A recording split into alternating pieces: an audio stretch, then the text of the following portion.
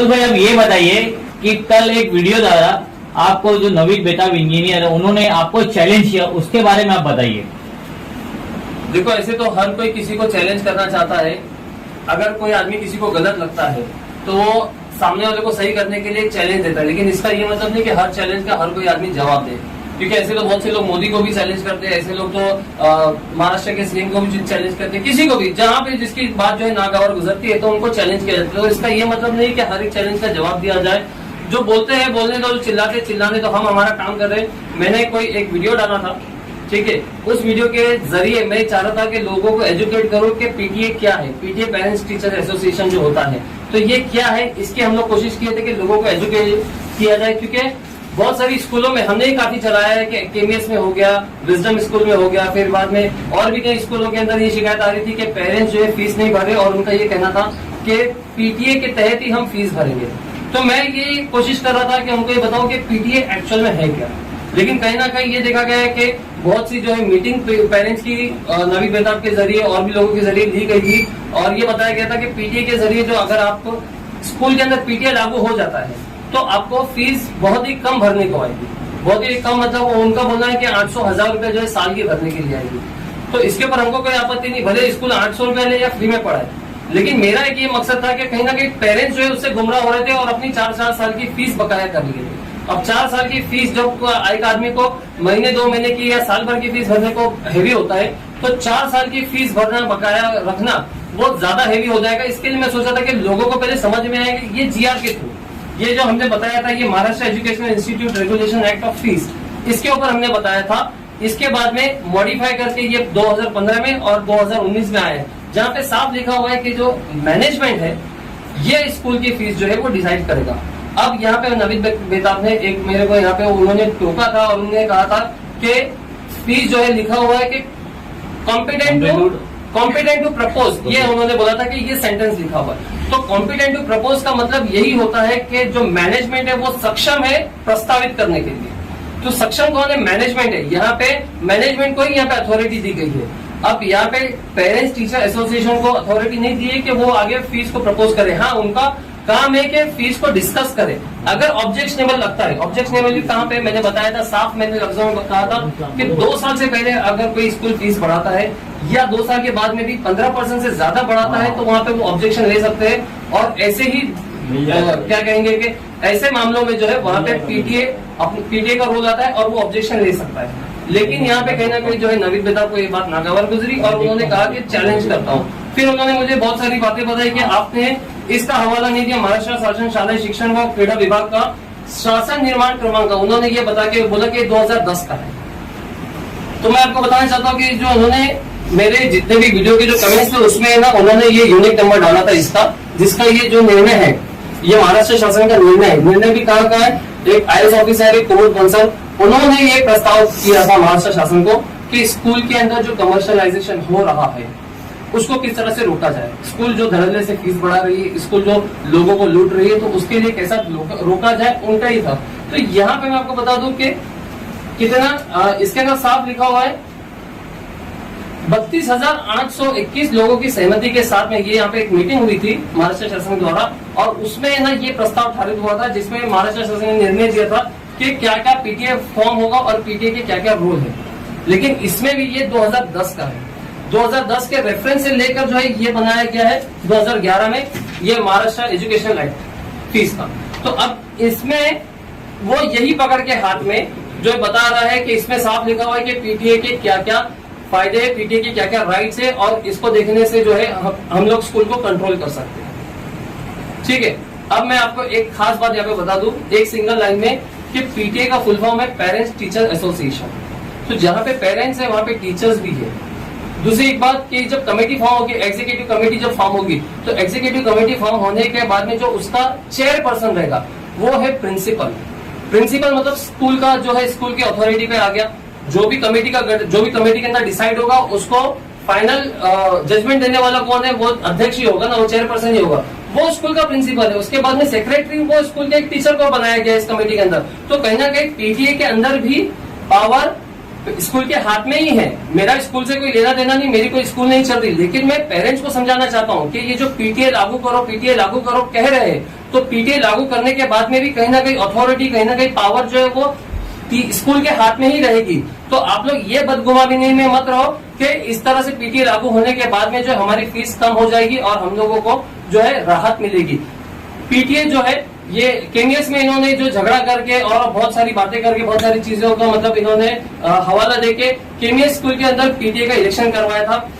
PTA के election होने के बाद में मैं ये जानना चाहता हूँ कि कितने लोगों ने जो है उसके बाद में फीस भरा। पीटीए का गठन तो हो गया केमीएस स्कूल में, उसके बाद में मैं जानना चाहता हूँ, बताओ नवीन बताओ कि कितने लोगों ने जो है यहाँ पे स्कूल का फीस भर दिया। जो 4 साल की बकाया थी, आपकी खुद की, आपके बच्चे की जो है 4 साल की फीस बकाया केमीएस के अंदर, मैंने मेरी आंख से देखा है।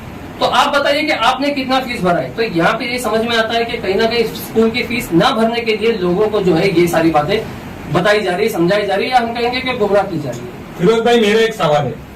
नवेद बेताब ने अपनी वीडियो में ये कहा था कि फिरोज मेमन के बाप का कानून नहीं है, तो मैं ये पूछना चाहता हूँ क्या उनके बाप, नवेद बेताब के बाप का कानून है, या फिर किसी भी व्यक्ति पर इस तरह की जो टिप्पणी होना चाहिए या नहीं होना चाहिए? देखो, ये बात करके तो नवीद बेताब ने खुद बता दिया है कि वो कितने बदतमीज है, कितने बड़े जाहिल है, पढ़े लिखा जाहिल हम कहेंगे, क्योंकि इस तरह की जो बातें करना है। हमने पूरे वीडियो में हमने किसी का नाम नहीं लिया था, हमने खाली बताया था कि इस तरह से लोगों को गुमराह किया जा रहा है। मैं अभी रिपीट कर रहा हूँ, मैं अभी भी बता रहा हूँ कि मैं सारे पेपर लेके बैठा हूँ जिनका वो चिल्ला चिल्ला के बता रहे थे। लेकिन उसके बावजूद भी मैं अभी बोलूंगा कि यहाँ पे नवीद बेताब की मेंटेलिटी समझ में आती है कि अपनी बात को मनवाने के लिए किस तरह से जो है किन अल्फाजों का जो है इस्तेमाल किया जाता है। तो ये सब आप लोगों ने सुना, तो हम उस लेवल पे जाना नहीं चाहते और इसीलिए हमने कोई डिबेट नहीं किया, क्योंकि ऐसे आदमी से बात करके क्या फायदा जो कि बदतमीजी बोल रहा है। जब वो देखेंगे कि उनका पक्ष जो है जा रहा है तो वो बदतमीजी बोल आएंगे। तो ऐसे आदमी से बात करने से तो बेहतर है कि हम बात ही नहीं करें और ना कोई डिबेट करें। लोगों को हमने अपनी जानकारी दी थी। अब जिसको जो समझ में आता है, अगर किसको लगता है कि हम गलत बोल रहे हैं तो किसी एडवोकेट के पास जाइए, किसी एजुकेशनल स्पेशलिस्ट के पास जाइए, या शिक्षण मंडल में जाके जो है इसकी जानकारी ले सकते हैं। फिरोज भाई, नवेद बेताब है और उनका जो फेक नकली आईटी सेल है वो चिल्ला रहे कि आओ डिबेट करो, या इसके बाद अगर वो कुछ वीडियोस बनाते तो उस पर आपका क्या रिस्पॉन्स होगा? देखो, ये नवीद बेताब है ना, उनका नाम बहुत सही है, क्योंकि उनकी बेताबी जा नहीं रही किसी भी तरीके से। तो वो इतने बेताब है ना अपनी बातों को मनवाने के लिए, तो इसमें उनका पूरा आईटी सेल जो है, जो उनके साथ में जो कौन से लोग हैं, बस जो ये चाह रहे हैं कि हमारी भी फीस माफ हो जाए। जिनको फीस भरना नहीं है, बस वही लोग जो है उनके साथ में है।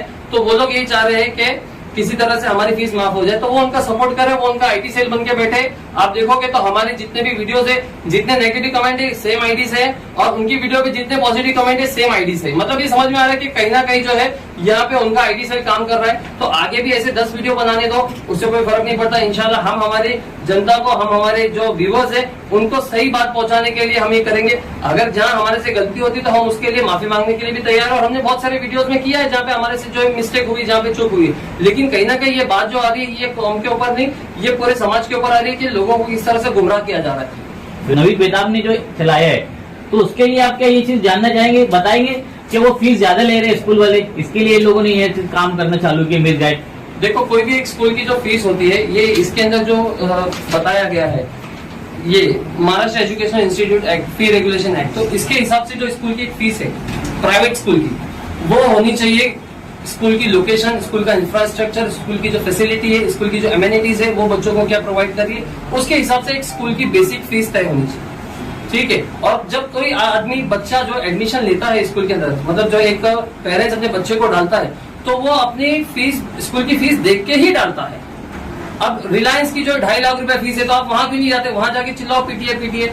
ऑलसेंट में जो है 60,000 रुपया फीस है, आप वहां पे जाके चिल्लाओ पीटीए। नहीं, आपने जब यहाँ पे स्कूल में डाला है तो आपने स्कूल का बेसिक जो है स्ट्रक्चर, फीस स्ट्रक्चर देख के ही डाला होगा। आपने उसको एग्री किया तभी डाला है ना आपने।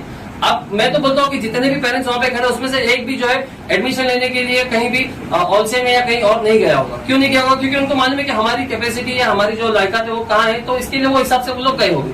ठीक है, मैं उसके ऊपर ये नहीं कर रहा, तंज नहीं कर रहा। लेकिन अब इसके बाद में ये चाह रहे हैं कि वो जो 10,000 रुपया जो आपने एग्री किया था वो भी कम हो गए, 1,000 और 800 रुपया हो जाए। तो ये कहीं ना कहीं जो है ये लोगों को मिसगाइड करने की ही बात है।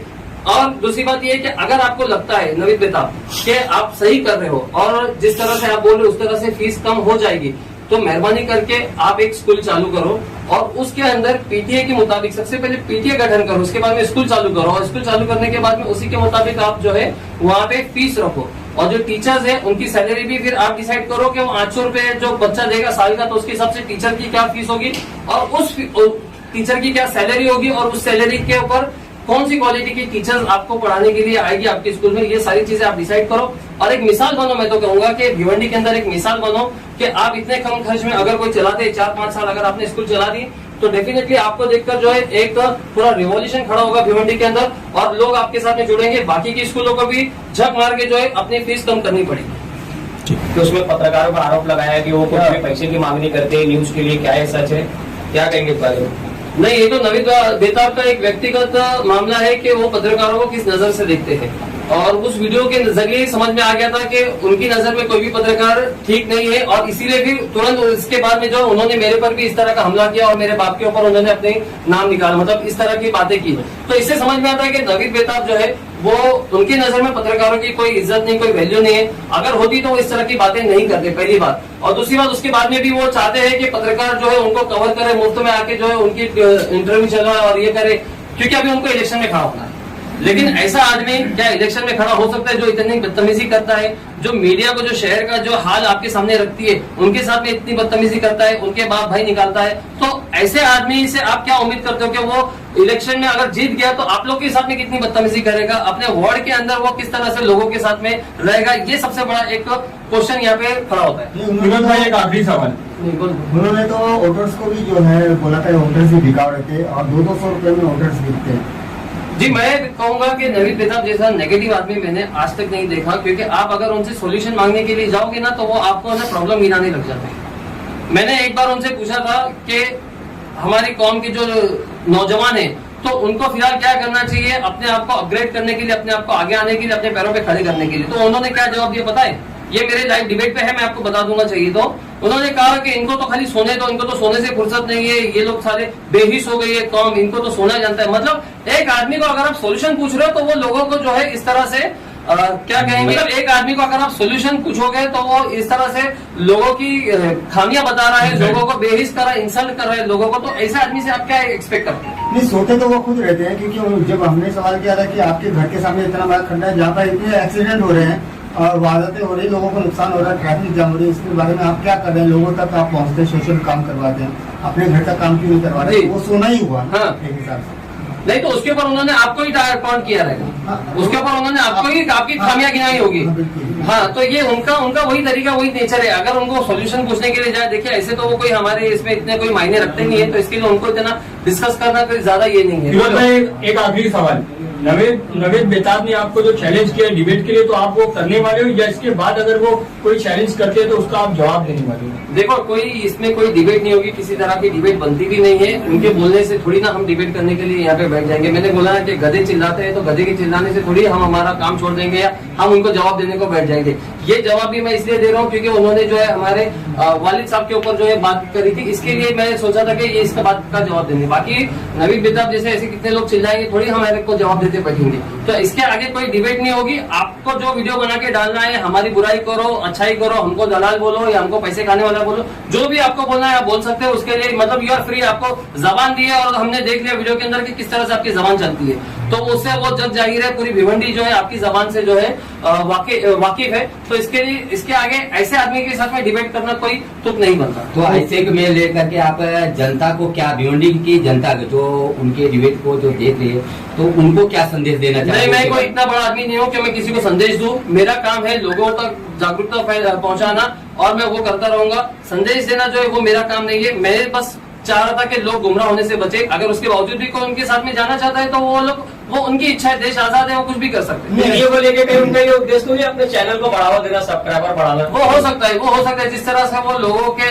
वायरल कर रहे हैं, एक ही वीडियो को अलग अलग टाइटल लेके, एक ही वीडियो को अलग अलग लेके जो कर रहे हैं, बार बार थंबनेल चेंज करके जो कर रहे हैं, तो उससे उद्देश्य वही लग रहा है कि किसी तरह से जो है अपने सब्सक्राइबर बढ़ाए।